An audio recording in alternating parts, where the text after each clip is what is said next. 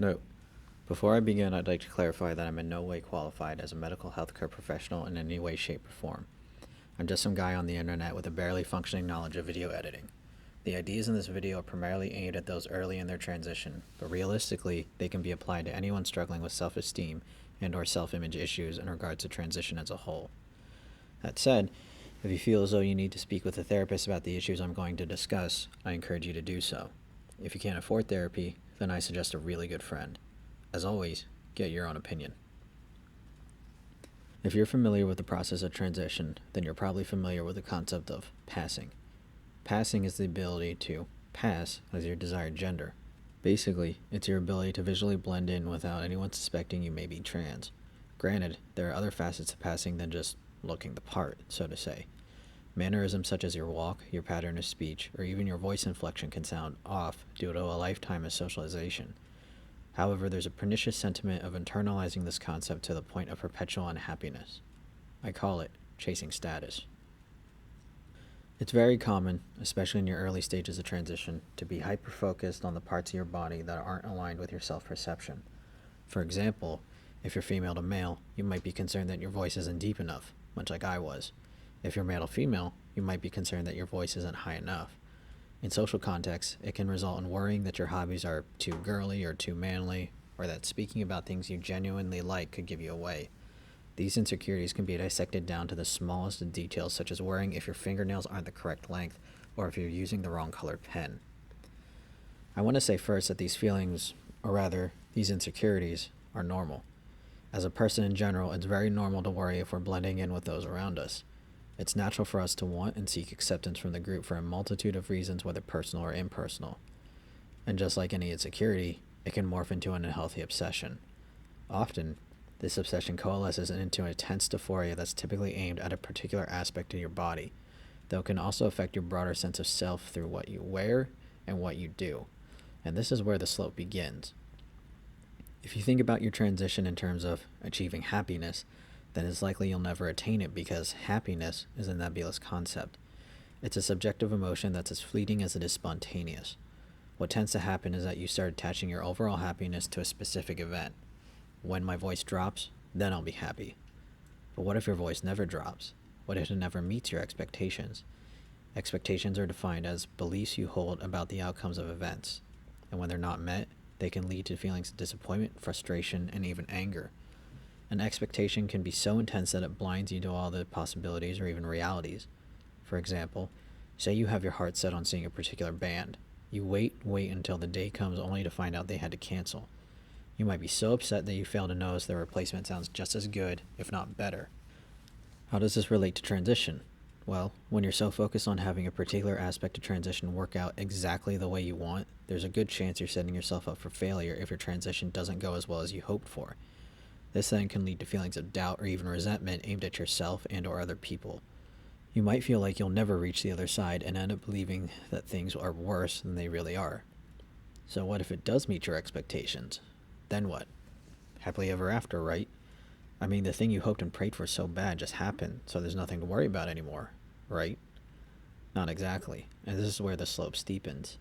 There's a term in psychology called unconditional worthiness, defined as the self determines its worth regardless of the condition. What happens if our ability to feel worthy isn't up to par? The worth becomes conditional and therefore dependent on external factors, and there's a good chance we're aware of this on a subconscious level. Thus, when our sense of worthiness isn't met by the thing we hoped would meet it, our subconscious brain will just move our sights onto a different target. And this can become a bigger issue the further you move along your transition because, in a sense, the dysphoria has nowhere else to go. So, how do we course correct? Well, realistically, you're free to do what you want, but if you care to listen, this is what I suggest. As with most issues of insecurities, failed expectations, and feelings of unworthiness, there are two practices I recommend: self-acceptance and gratitude. Self-acceptance is defined as an individual's acceptance of all of his or her attributes, positive or negative.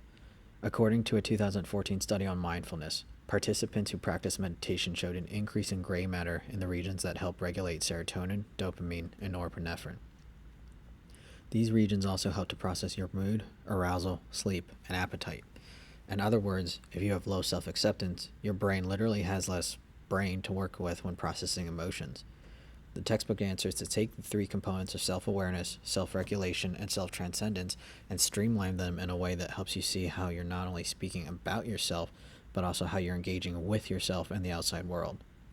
In other words, are you noticing how things make you feel? Are you processing them or pushing them away? Are you attempting to find solutions that go beyond what you think you're physically, mentally, and emotionally capable of? You can also meditate. That helps too. Gratitude is then defined as a thankful appreciation for what an individual receives, whether tangible or intangible. It's taking what you've internalized, recognition and enjoyment, and externalizes it into positive emotion. On a practical level, if you focus more on positive things, what are you more likely to notice? Positive things, right? Same thing with focusing on negative things. You're more likely to notice negative things. Like attracts like. I say all this to basically say that there is a life after transition. You, as a person, still have to live, work, play, and experience all that life has to offer. Separate from what you accomplish during transition is the reality that transition is only one aspect of your life. It's very easy to get lost in the process and come out the other side dazed and confused, not about your transition, but about your life. You spend so much time focusing and even obsessing about your body and your mannerisms that you forget about everything else. And depending on how deep the obsession is, you end up losing months, if not years, trying to get your shit together. I know personally that I was so hyper-focused on trying to pass and figure out a way to pay for top surgery that I completely disregarded building a stable career. I just hopped from job to job because it paid slightly higher than the last one, hoping that this one would be the one that allowed me to finally secure enough funding. It didn't work. I won't go into how I finally ended up getting top surgery, but I did, and I realized after recovery that I had relatively little to show for myself. All the job hopping meant I had no experience when trying to find something that would stick. I also never settled into developing a hobby or interest. Really, I just floundered for years trying to figure out who I was and what I wanted to do. Now, you may look at that and say that's pretty normal for someone in their 20s, and relatively speaking, it is. But like with any disorder you try to manage, you tend to experience a mental strain that you don't need to be adding to by constantly pursuing the next thing in your transition you think will make you happy. Finding a way to accept myself as I was and was always going to be allowed me to view transition as merely a multi-step process that I just simply had to do if I wanted to live a normal life.